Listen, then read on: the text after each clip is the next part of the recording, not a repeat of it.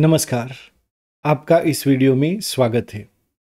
आज हम इस वीडियो में article 12 of the constitution of India के बारे में बात करेंगे।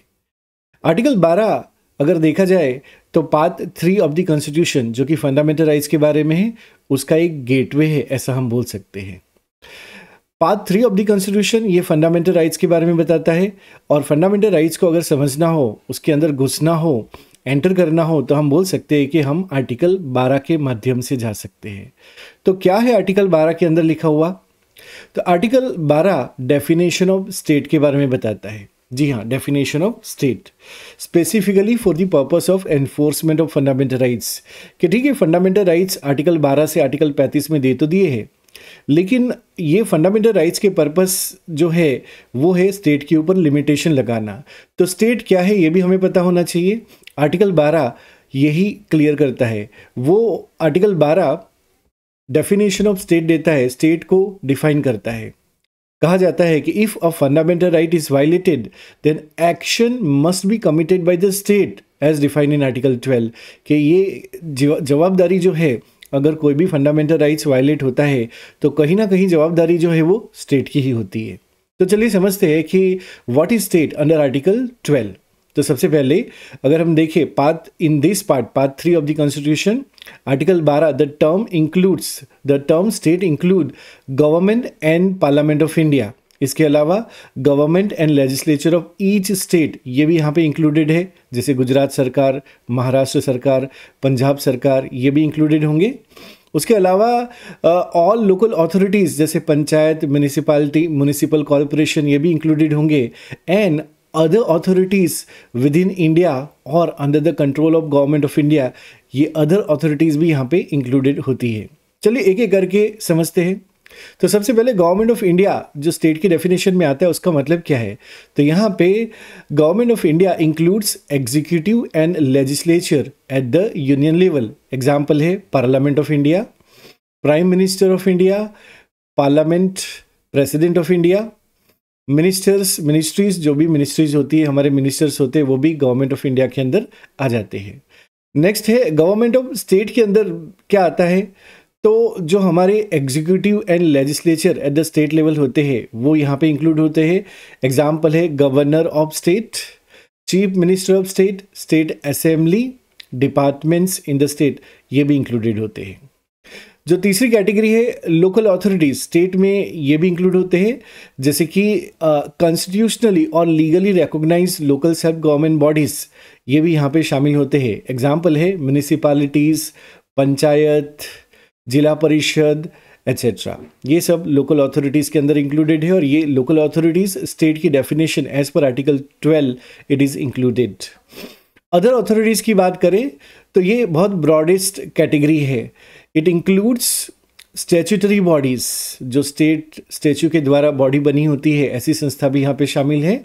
यहाँ पे पब्लिक कॉर्पोरेशन शामिल है and sometime private bodies performing public functions they are also included in other authorities. Example है LIC, life insurance corporation, ONGC, oil natural gas corporation. Universities, हमारे कॉलेज, यूनिवर्सिटी ये भी यहाँ पे शामिल होते हैं। IITs, जो हमारी IITs होती है, गवर्नमेंट एडेड स्कूल, ये सारी संस्थाएं जो है वो अदर अथॉरिटीज़ में शामिल है। और ये अदर अथॉरिटीज़ जो है स्टैट्यूटरी बॉडी है या पब्लिक कॉरपोरेशन है, ये सारी जो बॉडीज़ है जो पब्लिक फंक्शन कर रही होती है, ये भी स्टेट की डेफिनेशन में शामिल है एज पर आर्टिकल 12।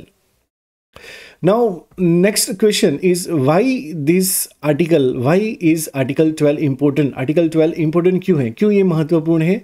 इसका आंसर है कि फंडामेंटल राइट जो है they are enforceable only against state. State ही रिस्पॉन्सिबल होता है फंडामेंटल राइट्स के लिए, और अगर फंडामेंटल राइट्स का वायलेशन हो रहा होता है तो इसमें कहीं ना कहीं रोल स्टेट का होता है, इसीलिए सिर्फ स्टेट ही रिस्पॉन्सिबल है। इसीलिए ये आर्टिकल महत्वपूर्ण है कि स्टेट है क्या, ये हमें समझना है।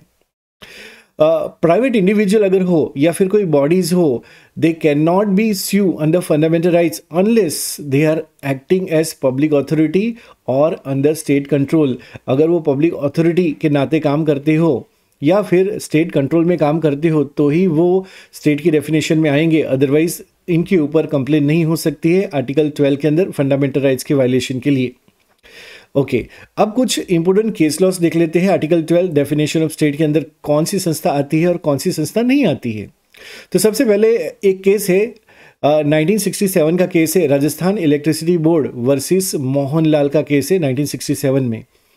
इस केस में सुप्रीम कोर्ट ने हेल्ड किया था कि other authorities includes bodies created by the constitution, कि अगर कोई भी संस्था संविधान के द्वारा इसका निर्माण होता है तो ये अदर अथॉरिटीज में शामिल होगा, ये आर्टिकल 12 के हिसाब से स्टेट में शामिल होगा।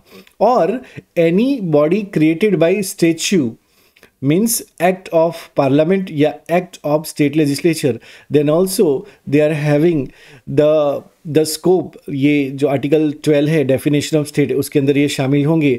they are having the power to make rules and regulations and they are in public character, so इसे भी हम स्टेट कहेंगे। दूसरा एक केस था जिसे अजय हासिया वर्सेस खालिद मुजीब का केस है, 1981 में हुआ था ये। और इस केस के अंदर ये हेल्ड किया गया था, तो सुप्रीम कोर्ट ने 6 पॉइंट टेस्ट दिया था to determine whether any body is a state या नॉट, जिसमें कुछ क्वेश्चंस ऐसे हैं कि पहले देखना है कि ये जो संस्था है is it financially supported by government funds और not, is it under government control या नॉट। अगर गवर्नमेंट कंट्रोल के अंदर है, अगर उसका फाइनेंस गवर्नमेंट के द्वारा आता है तो इसका मतलब है ये स्टेट होगा, अदरवाइज ये स्टेट नहीं है। या does it perform public functions, अगर पब्लिक फंक्शंस परफॉर्म करते होंगे तो इसका मतलब ये स्टेट की डेफिनेशन में आते हैं, इनके ऊपर केस हो सकता है फंडामेंटल राइट्स के वायलेशन का, अदरवाइज यहाँ पे नहीं आएंगे, स्टेट की डेफिनेशन में नहीं आएंगे। तो ये कुछ टेस्ट दिए थे। नेक्स्ट केस जो है वो है Pradeep Kumar Biswas versus Indian Institute of Chemical Biology, 2002 का केस है। आपने इस संस्था का नाम तो सुना होगा, council of scientific and industrial research, जिसे CSIR कहा जाता है। तो क्या ये संस्था स्टेट की डेफिनेशन में आती है अंडर आर्टिकल 12 या नहीं आती है? तो यहाँ पे कहा गया, सुप्रीम कोर्ट ने कहा कि CSIR is state under article 12 क्योंकि ये गवर्नमेंट कंट्रोल के अंदर है और इसकी फंडिंग सरकार के द्वारा होती है।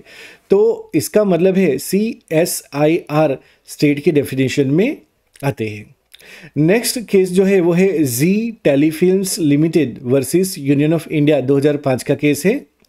और इसमें जो BCCI है उसके बारे में बात की गई थी, board of control for cricket in India. तो सुप्रीम कोर्ट ने कहा कि जो BCCI है वो स्टेट नहीं है अंडर आर्टिकल 12 क्योंकि it is not control by the government. BCCI जो क्रिकेट को मैनेज करता है भारत में, तो उसके ऊपर सरकार का कंट्रोल नहीं है, इसीलिए इसे स्टेट की डेफिनेशन में नहीं रख सकते। तो आर्टिकल 12 के अंदर स्टेट की डेफिनेशन में BCCI नहीं आता। ये Zee Telefilm Limited versus Union of India 2005 के केस में ये हेल्ड किया गया था। नाउ अब बात करते हैं केस लॉस के बाद, अब बात करते हैं कि क्या आर्टिकल 12 का स्कोप है और क्या लिमिटेशन है। तो सबसे पहले कि only action by authority under article 12 can be challenged for violation of fundamental rights, के फंडामेंटल राइट जो है उसका वायलेशन होगा तो स्टेट के ऊपर आप केस कर सकते हो, उनको सू कर सकते हो। तो इसमें स्टेट को डिफाइन करना बहुत ज़रूरी है। प्राइवेट एंटिटीज़ इसके अंदर कवर नहीं होगी, डेफिनेशन ऑफ स्टेट के अंदर कवर नहीं होगी।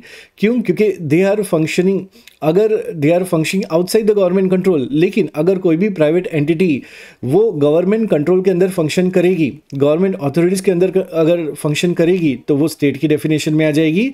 या फिर कोई पब्लिक ड्यूटीज़ उस प्राइवेट एंटिटी को दिया गया है, डेलीगेट किया गया है और पब्लिक कैरेक्टर का पब्लिक फंक्शन हो रहा है तो वो प्राइवेट एंटिटीज़ भी स्टेट की डेफिनेशन में आएगी। तो इसका मतलब है कि हम स्टेट के ऊपर ही एक्शन ले सकते हैं, स्टेट के ऊपर ही कंप्लेन कर सकते हैं आर्टिकल 12 के अंदर, और स्टेट डिफाइन करना बहुत ज़रूरी है।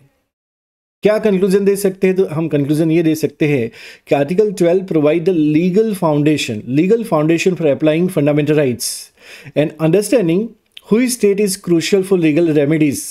समझना बहुत ज़रूरी है कि स्टेट क्या है और स्टेट क्या नहीं है, ताकि हम अच्छे से अपने फंडामेंटल राइट्स को एनफोर्स करवा सकते हैं under article 32 for the supreme court and under article 226 for the high court. कि यहाँ पे अगर आपको सुप्रीम कोर्ट में जाना है तो सुप्रीम कोर्ट के पास आर्टिकल 32 के अंदर अधिकार है फंडामेंटल राइट्स के लिए रीच स्पेशल ऑर्डर जारी करने का, और सेम अधिकार हाईकोर्ट के पास आर्टिकल 226 के अंदर है। आइए चलो थोड़े से MCQ कुछ क्वेश्चंस देख लेते हैं। तो पहला सवाल है, विच of the following is not specifically mention under article 12। Article 12 में स्पेसिफिकली किसके बारे में मेंशन नहीं है? ऑप्शन ए है government of India, option B state legislature, option C judiciary, option D local authorities. तो अभी हमने देखा कि यहाँ पे राइट आंसर होगा ऑप्शन सी जुडिशरी। जुडिशरी के बारे में आर्टिकल 12 के अंदर मेंशन नहीं है, unless they are performing some non-judicial or administrative functions. Next question is, which of the following bodies is included in other authorities under Article 12? Option A है municipal corporation, B है LIC, सी है private limited company and D है press council of India. इसका answer आप comment box में दे सकते हो। तो यहाँ पे आंसर होगा कि कौन से अदर अथॉरिटीज़ में कौन सी बॉडीज़, कौन सी संस्था अदर अथॉरिटीज़ अंडर आर्टिकल 12 में इंक्लूडेड है। यहाँ पे करेक्ट आंसर है B, that is LIC। LIC public sector undertaking है और वो अदर अथॉरिटीज़ के अंदर शामिल होती है। तीसरा क्वेश्चन है, in which case did Supreme Court lay down a test to determine if a body is state under article 12। कौन से केस में सुप्रीम कोर्ट ने एक टेस्ट दिया था ताकि हम डिटरमाइन कर सके कि ये स्टेट है कि नहीं है? ऑप्शन ए है Maneka Gandhi versus Union of India, option B Keshavananda Bharati case, option C Ajay Hasia versus Khalid Mujib, option D Minerva Mills versus Union of India. यहाँ पे करेक्ट आंसर होगा option C Ajay Hasia versus Khalid Mujib. Next question is, in Z Telefilm versus Union of India, what did the court decide regarding BCCI? Option A, BCCI is a government body. Option B, BCCI is state under Article 12. Option C, BCCI is not state under Article 12. Option D, BCCI is a part of judiciary. तो यहाँ पे correct answer होगा, आप अपना answer comment box में लिख सकते हैं। यहाँ पे करेक्ट आंसर होगा BCCI is not state under article 12। Answer is correct answer is C, yes. Next question is, which of the following is not generally consider as state under article 12। तो इनमें से किसको हम स्टेट कंसिडर नहीं करेंगे article 12 के अंदर?